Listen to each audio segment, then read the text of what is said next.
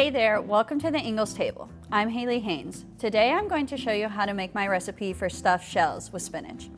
This delicious pasta dish is bursting with flavor and is very easy to make. I got everything I need from my local Ingles, so you know it's going to be good. Let's get started. So I've already cooked and drained the pasta shells, and I'm going to start by making the cheese mixture next. But first, we're gonna make some sauteed spinach that'll go inside the cheese mixture. So you wanna get some olive oil down on a pan and then add this to the pan.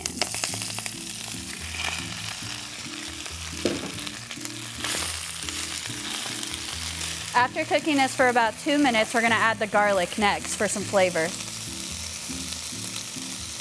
I like to use minced garlic that comes in the jar from Ingles, but you can also chop up your own. Next, we'll get started on the cheese mixture that's gonna go inside the shells. First, I'm gonna add some cottage cheese. Next, we're gonna add some ricotta cheese, some mozzarella cheese, and some Parmesan cheese.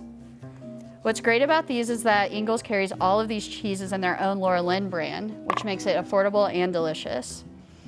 Next, we're gonna add 1 egg.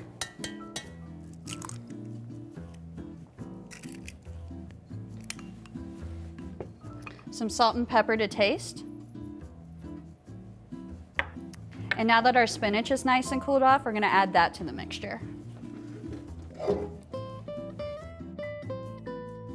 All right, guys, now you're gonna wanna mix these all together really well.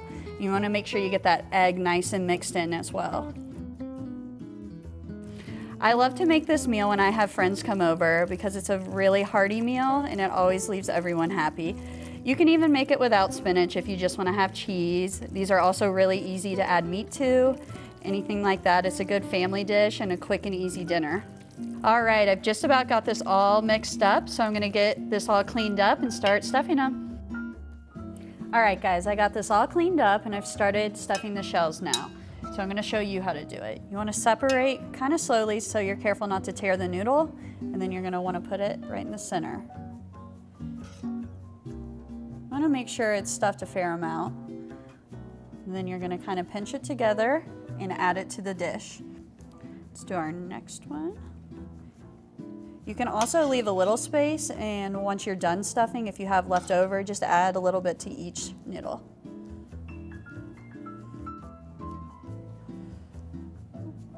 Okay, next we're gonna do the marinara. So you're gonna wanna get an empty dish. You can use an 8x8 or a smaller one if you wanna make different size portions.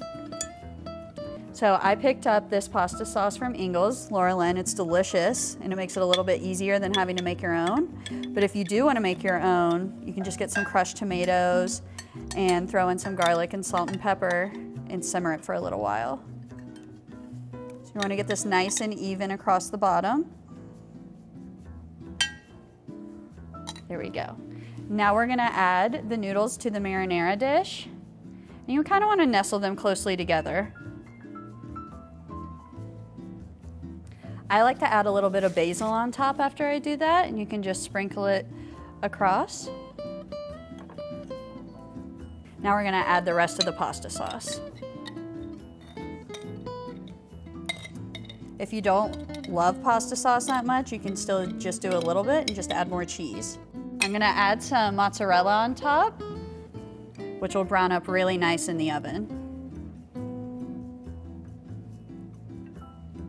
All right, just be sure to get the cheese nice and even across the top. I'm gonna also add some Parmesan. All right, I've got this all ready to go in the oven for about 25 minutes, and it's gonna make your house smell delicious. We'll be back in just a few. All right, guys, I just popped this out of the oven. The house is smelling delicious, and this looks good enough to eat now. This goes great with some crusty bread and some olive oil and balsamic on the side, and will be sure to make your family and friends happy. Thank you for spending time with me here today at the Ingles table. Don't miss out on all the great tips, tricks, and recipes that can all be found on the website. See you next time.